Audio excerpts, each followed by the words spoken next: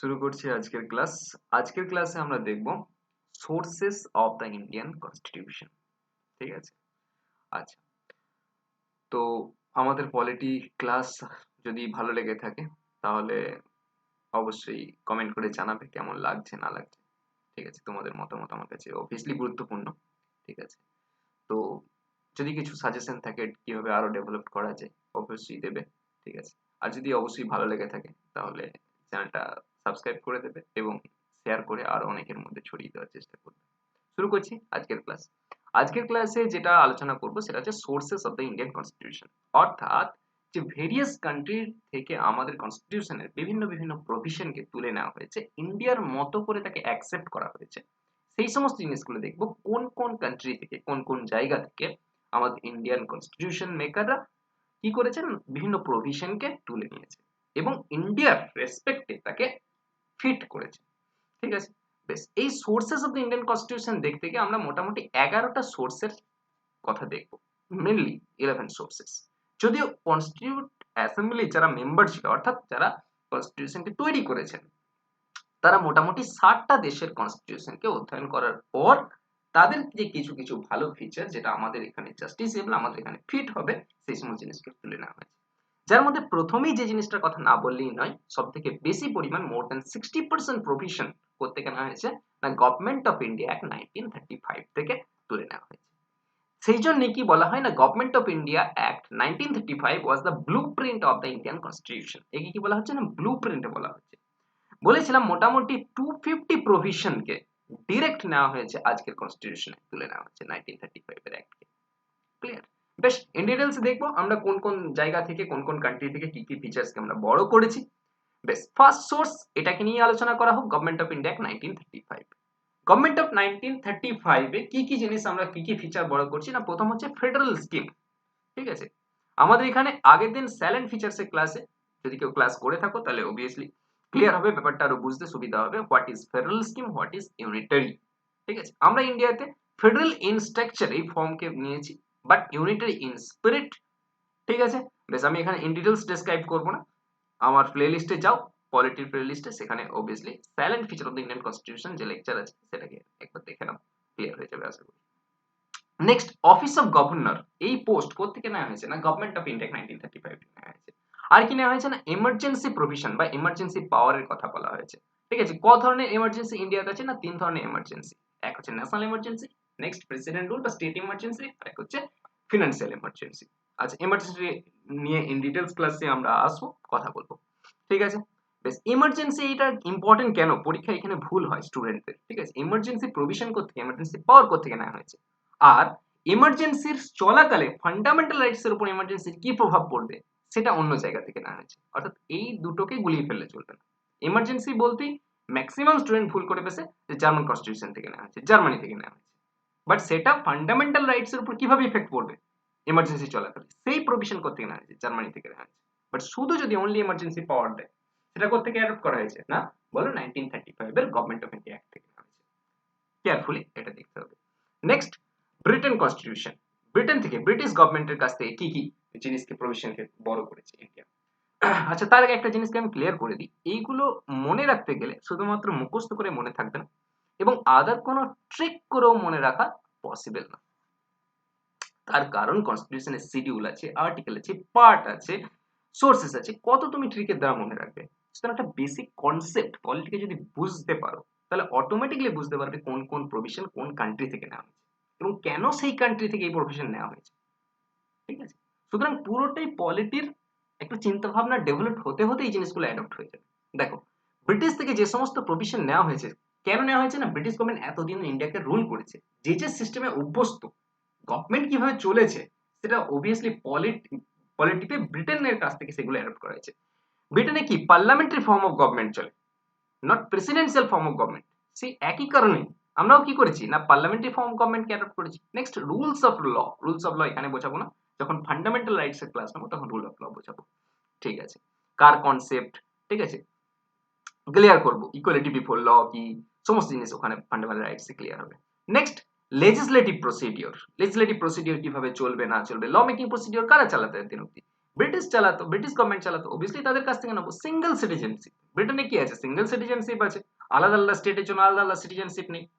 তো obviously single citizenship আমরা কার কাছ থেকে অ্যাডপ্ট করবো, ব্রিটেনের কাছ থেকে অ্যাডপ্ট করবো। ক্যাবিনেট সিস্টেম ব্রিটেনে আগের দিনই বলেছিলাম যে কাউন্সিল অফ মিনিস্টার বা ক্যাবিনেট মোর পাওয়ারফুল, পার্লামেন্ট বেশি পাওয়ারফুল সেখানে। অবভিয়াসলি ক্যাবিনেট সিস্টেম কোথেকে অ্যাডপ্ট করেছি না, ব্রিটিশ থেকে, ব্রিটিশ গভর্নমেন্ট থেকে অ্যাডপ্ট করা হয়েছে। নেক্সট রিট, প্রেরোগেটিভ রিট, যেটা ব্রিটেনে পরিচিত। আমাদের এখানে রিট কি কি আছে না, ম্যান্ডামাস, হেবিয়াস কর্পাস, সার্চিউরি, প্রোহিবিশন, ঠিক আছে। এই সমস্ত রিটের যে প্রচলন, ওটা ফান্ডামেন্টাল রাইটস আর্টিকেল 32 যখন ডিসকাস করব তখন রিটের কথা আসবে ইন ডিটেইলস, ঠিক আছে। তো এই যে prerogative Ritz supreme court issue করে এবং সাধারণ মানুষও আর্টিকেল 32 এর ফলে 32 এর দ্বারা সুপ্রিম কোর্টের কাছে যেতে পারে রিট চাইতে, অথবা 226 এর ফলে হাইকোর্টের কাছে যেতে পারে। অর্থাৎ রিটস ইস্যু করার যে পাওয়ার, সেই রিটস এর প্রসিডিউর কোথা থেকে নিয়েছি না, ব্রিটিশ গভর্নমেন্টের কাছ থেকে নিয়েছি। নেক্সট হচ্ছে বাইক্যামেরালিজম, অর্থাৎ এই যে পার্লামেন্ট দ্বিকক্ষীয় হবে, অর্থাৎ এক লোয়ার হাউস বা লোকসভা আর একটা আপার হাউস বা রাজ্যসভা। এই যে সিস্টেম বাইক্যামেরালিজম কোথেকে নেওয়া হয়েছে না বলো, ব্রিটিশ গভর্নমেন্টের কাছ থেকে নেওয়া হয়েছে। একটা কথা বলি, ক্যাবিনেট, এই ক্যাবিনেট শব্দের উল্লেখ কত নম্বর আর্টিকেলে আছে, কেবলমাত্র একটাই আর্টিকেল কনস্টিটিউশনে অনলি ক্যাবিনেট শব্দের উল্লেখ আছে। কেউ বলতে পারবে, গেস করো। আর্টিকেল 352 তে আছে, আর্টিকেল 352। আর্টিকেল 352 মনে হতেই পারে, আচ্ছা আর্টিকেল 350 তো ন্যাশনাল এমার্জেন্সির কথা বলছে। আচ্ছা, ভেরি গুড। ন্যাশনাল এমার্জেন্সিতেই আর্টিকেল 352 এর আওতায় বলা আছে on written recommendation of the cabinet. National emergency লাগাবে কে, প্রেসিডেন্ট লাগাবে, but on written recommendation of the cabinet. Indira Gandhi যখন 1975 এ উইদাউট রিটেন বলো রেকমেন্ডেশন অফ ক্যাবিনেট এমার্জেন্সি লাগায়, তার পরবর্তীকালে এটা চেঞ্জ করা হয়। ইন ডিটেইলস পরে যাবো আমরা এমার্জেন্সি ক্ষেত্রে। নেক্সট, ইউএসএ কনস্টিটিউশন থেকে কি কি নেওয়া হয়েছে দেখো। ইউএসএ এর কি থেকে মনে রাখবে, ইউএসএ মোর পাওয়ারফুল কান্ট্রি আজকাল, তাই না। তো যেখানে ক্ষমতার গল্প আসবে, যেখানে কিছু তোমায় ক্ষমতা দিচ্ছে এবং যেটা করতে গেলে অনেক বেশি পাওয়ারের প্রয়োজন হচ্ছে, তো সেই সমস্ত জিনিস কোথেকে নেওয়া হয়েছে, ইউএসএ কনস্টিটিউশন থেকে নেওয়া হয়েছে। পরীক্ষার জন্য এটা মাথায় ক্লিক করে। ফান্ডামেন্টাল রাইটস, অবভিয়াসলি তোমাকে একটা বিশাল বড় পাওয়ার দিচ্ছে, এই সমস্তগুলো আমার রাইট, এগুলো আমার অধিকার, ক্ষমতা আসছে। ফান্ডামেন্টাল রাইটস কোথেকে নেওয়া হয়েছে, ইউএসএ থেকে। ইন্ডিপেন্ডেন্স অফ জুডিশিয়ারি, জুডিশিয়ারি থেকে, জুডিশিয়ারি কার থেকে আলাদা পুরোপুরি ভাবে না বলো, লেজিসলেটিভ বডি থেকে, এক্সিকিউটিভ বডি থেকে, প্রত্যেকের ইনফ্লুয়েন্সের থেকে আলাদা। অবভিয়াসলি জুডিশিয়ারি মোর পাওয়ারফুল হচ্ছে, পাওয়ার প্রোভাইড করছে ইউএসএ থেকে। জুডিশিয়াল রিভিউ, জুডিশিয়াল রিভিউ কি ধরনের পাওয়ার না, সুপ্রিম কোর্ট কি করতে পারে, যা কিছু কাজ করছে গভর্নমেন্ট, ঠিক আছে, যা কিছু ল পাস করে যেতে, সেই সমস্ত কিছু জাস্টিফাইড বটে কি নয়, সেগুলো কনস্টিটিউশনাল বটে কি নয়, কে দেখবে না, সুপ্রিম কোর্ট দেখবে। এই পাওয়ারকে বলা হচ্ছে জুডিশিয়াল রিভিউ। অবভিয়াসলি বুঝতে পারছো একটা বিশাল পাওয়ারের ব্যাপার আসছে। ইমপিচমেন্ট অফ দ্য প্রেসিডেন্ট, প্রেসিডেন্টকে হাঁটিয়ে দেওয়ার ক্ষমতা, ইমপিচ করে দেওয়ার মতো ক্ষমতা, অবভিয়াসলি হিউজ পাওয়ারের প্রয়োজন, তাই না। কততে আছে ইমপিচমেন্ট, আর্টিকেল 61 এ আছে ইমপিচমেন্ট অফ দ্য প্রেসিডেন্ট। তার জন্য কি কি প্রসিডিওর ইন ডিটেইলস প্রেসিডেন্টের চ্যাপ্টারে দেখবো আমরা। Removal of supreme court and high court জাজ, ও বাবা, বিশাল পাওয়ারের প্রয়োজন। কোথা থেকে আসবে, ইউএসএ থেকে আসছে, কারণ USA is a powerful country. Post of vice president কোথা থেকে এসেছে না, ইউএসএ থেকে এসেছে। অবভিয়াসলি নিশ্চয়ই মনে রাখতে সুবিধা হবে, যা কিছু ইউজ করছি আমি কথা, এই পাওয়ারফুল কান্ট্রি, এই সমস্ত কিছু মনে রাখার সুবিধার জন্য বলছি, এমনটা নয় ইন্ডিয়াকে আমি পাওয়ারফুল বলছি না। India, obviously India is powerful country, ঠিক আছে। নেক্সট আসছি অস্ট্রেলিয়া। অস্ট্রেলিয়া থেকে কি নেওয়া হয়েছে, অস্ট্রেলিয়া থেকে মেন কোশ্চেন যেটা আছে সেটা হচ্ছে সমবর্তী সূচি বা কনকারেন্ট লিস্ট, ঠিক আছে। Next, freedom of trade, commerce and intercourse and joint sitting, most important, joint sitting of the two houses of the Parliament. পার্লামেন্টের লোকসভা এবং রাজ্যসভা দুটোর মধ্যে যখন ডেডলক সিচুয়েশন ফর্ম করে, তখন জয়েন্ট সিটিং বসানো হয়, ঠিক আছে। দুটো হাউসকে একসাথে বসানো হয়। কোন একটা বিল লোকসভায় পাস হচ্ছে, রাজ্যসভায় বারবার পাস হচ্ছে না, আর কি রাজ্যসভায় পাস হচ্ছে বা লোকসভায় পাস হচ্ছে না, তখন তাকে জয়েন্ট সিটিং প্রভিশন নিয়ে আসা হয়। জয়েন্ট সিটিং আন্ডার আর্টিকেল 108 এর দ্বারা আসে জয়েন্ট সিটিং প্রভিশন। আচ্ছা, কিছু কিছু বিলের ক্ষেত্রে কিন্তু জয়েন্ট সিটিং প্রভিশন নেই, ইন ডিটেইলস পরে দেখবো আমরা। নেক্সট আসছে আইরিশ কনস্টিটিউশন, আয়ারল্যান্ডের থেকে কি কি নেওয়া হয়েছে। আইরিশ কনস্টিটিউশন থেকে মেন যেটা নেওয়া হয়েছে, DPSP, directive principal of state policy, অর্থাৎ গভর্নমেন্ট, স্টেট গভর্নমেন্ট হোক বা সেন্ট্রাল গভর্নমেন্ট হোক, সে যখন ল মেকিং প্রসিডিওরে পার্টিসিপেট করবে, অর্থাৎ তোমরা যখন ল বানাতে যাবে, তখন মাথায় কি রেখে ল বানাবে, কোন প্রিন্সিপাল উপর বেস করে ল বানাবে, for the welfare of the people, for the welfare of the country. Next, nomination of the members of Rajya Sabha. রাজ্যসভার যে মেম্বারদেরকে নমিনেট করা হয়, তার যে প্রভিশন কোত্থেকে নেওয়া হয়েছে, আইরিশ কনস্টিটিউশন থেকে। খুব সোজা একটা প্রশ্ন করছি, কজন মেম্বারকে রাজ্যসভায় নমিনেট করে, নমিনেট কার দ্বারা হয় না, বাই প্রেসিডেন্টের দ্বারা নমিনেট করা হয়, তাদেরকে ইলেকশনের মাধ্যমে জিততে হয় না। বলো আমাকে কমেন্ট সেকশনে যারা, কজন মেম্বারকে নমিনেট করা হয় রাজ্যসভায়। প্রভিশন কোত্থেকে নেওয়া হয়েছে, আইরিশ কনস্টিটিউশন থেকে নেওয়া হয়েছে। নেক্সট, ইলেকশন মেথড অফ প্রেসিডেন্টের যে ইলেকশন মেথড, তার জন্য যে ইলেকট্রাল কলেজ ফর্ম করা হয়, তার মধ্যে কে কে মেম্বার থাকবে, mainly election of method of প্রেসিডেন্টের বলছে আর্টিকেল 54 বলছে, আর্টিকেল 55 ও কিছু প্রভিশন এর রিলেটেড দেবে। এই ডিটেইলস দেখবো আমরা পরে, আমি একটা ওভারভিউ আইডিয়া দেওয়ার চেষ্টা করছি এখানে। নেক্সট কানাডিয়ান কনস্টিটিউশন, ঠিক আছে, কানাডা থেকে কি নেওয়া আছে না, federation with strong centre. India federation in structure তো বডি, বাট সেন্ট্রাল গভর্নমেন্টকে মোর পাওয়ারফুল বানানো হয়েছে। এই যে প্রভিশন কোত্থেকে নেওয়া হয়েছে না, কানাডিয়ান কনস্টিটিউশন থেকে নেওয়া হয়েছে।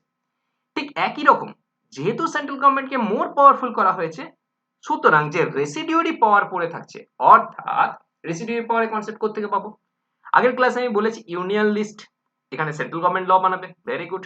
State list, state government law বানাবে, এবং কিছু কনকারেন্ট লিস্ট, এখানে বোথ ল বানাবে।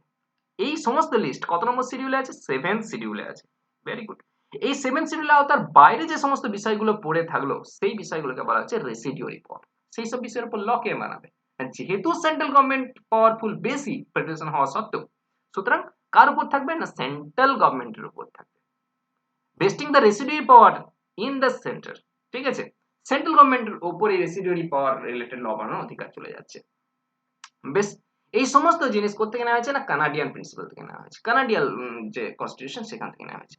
নেক্সট আসছে জার্মানি থেকে কি কি প্রভিশন নেওয়া হচ্ছে না, ওই যে suspension of fundamental rights during emergency provision, emergency চলাকালে ফান্ডামেন্টাল রাইটস কি কি সাসপেন্ড হবে না হবে, তার উপর ফান্ডামেন্টাল রাইটস এর উপর কি ইফেক্ট পড়বে, সেটা নেওয়া হয়েছে জার্মানির কনস্টিটিউশন থেকে। ঠিক আছে, কিন্তু যদি বলে এমার্জেন্সি পাওয়ার কোত্থেকে নেওয়া হয়েছে, বলো, একটু আগেই বললাম 1935 এর গভর্নমেন্ট অফ ইন্ডিয়া অ্যাক্ট থেকে, ভেরি ভেরি ভেরি ইম্পর্টেন্ট। ঠিক আছে, এই দুটোর মধ্যে কিন্তু কনফিউশন তৈরি হয়, তাই ক্লিয়ার করে নিতে হবে। সাসপেন্স অফ ফান্ডামেন্টাল রাইটস, কি কি ফান্ডামেন্টাল রাইটস সাসপেন্ড হয়ে যায় অটোমেটিকলি, আর কোন কোন ফান্ডামেন্টাল রাইটস সাসপেন্ড হয় না। ঠিক আছে, কোনটা অটোমেটিকলি সাসপেন্ড হয়ে যায় ডিউরিং ন্যাশনাল এমার্জেন্সি, কমেন্ট সেকশনে জানাও। আরেকটা জিনিস আমি বলে দিচ্ছি, কোনটা সাসপেন্ড কোনোভাবেই হবে না, article 20 and 21 can never be suspended. ঠিক আছে, বেশ, ভেরি গুড। নেক্সট হচ্ছে রাশিয়া, রাশিয়া থেকে কি নেওয়া হয়েছে, রাশিয়া ইউএসএসআর থেকে ফান্ডামেন্টাল ডিউটিজ নেওয়া হয়েছে, মৌলিক কর্তব্যের কথা নেওয়া হয়েছে।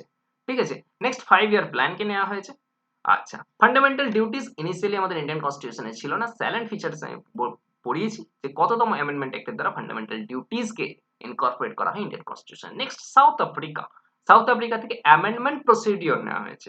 ঠিক আছে, আর্টিকেল 368 এর মধ্যে যেটা আছে, সংবিধান তো তৈরি হয়ে গেল, এবার সংবিধানকে সংশোধন করতে কোনো সময় প্রয়োজন হয়েছে, যে পরিপ্রেক্ষিতে, যে সিচুয়েশনে, যে টাইম ফ্রেমে বানানো হয়েছে সংবিধান, আজকের দিনে সেটা সমাজ পরিবর্তন হচ্ছে, সমাজের পরিস্থিতি পরিবর্তন হচ্ছে, সুতরাং পরিবর্তন দরকার অবভিয়াসলি। তো সেই পরিবর্তন করার যে প্রসিডিওর, সেটা সাউথ আফ্রিকা থেকে নেওয়া হয়েছে amendment procedure. Next election of Rajya Sabha, রাজ্যসভায় কিভাবে ইলেকশন চালানো হবে, ঠিক আছে, তার যে প্রসিডিওর কোত্থেকে নেওয়া হয়েছে না, সাউথ আফ্রিকা থেকে নেওয়া হয়েছে। নেক্সট ফ্রেঞ্চ, ফ্রেঞ্চ থেকে নিয়ে কি নেওয়া হয়েছে না, Republic and ideals of liberty, equality and fraternity. French revolution থেকে ইন্সপায়ার্ড হয়েছে লিবার্টি, ইকুয়ালিটি অ্যান্ড ফ্র্যাটার্নিটি। কোথায় উল্লেখ আছে, প্রিঅ্যাম্বলে উল্লেখ আছে। নেক্সট সুইডেন, সুইডেন থেকে কি নেওয়া হয়েছে না, লোকপাল রিলেটেড যে কনসেপ্ট, সেটা সুইডেন থেকে নেওয়া হয়েছে। আশা করি আজকে সমস্ত জিনিস বোঝাতে পেরেছি। কি বোঝালাম না, sources of the Indian constitution, যে ভেরিয়াস সোর্স থেকে আমাদের ইন্ডিয়ান কনস্টিটিউশন তৈরি হয়েছে, তার একটা আইডিয়া নিশ্চয়ই আজকে ক্লাসে রেডি হয়েছে। আজকের মতো এই পর্যন্তই, দেখা হচ্ছে পরবর্তী ক্লাসে।